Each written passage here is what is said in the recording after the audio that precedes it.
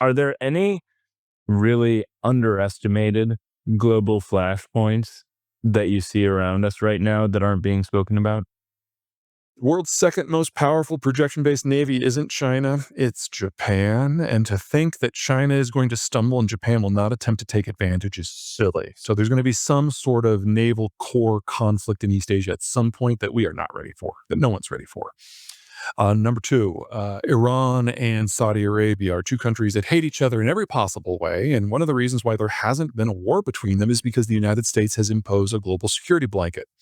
We're withdrawing that. We're going to have a fight there over the oil fields. That will conservatively endanger 20 million barrels per day of production, 20% of the total. That is more than enough to cause a decade-long energy-induced depression on a global scale that doesn't affect North America. And then finally, we forget that Turkey is a superpower. They've just kind of kept to themselves for the last century.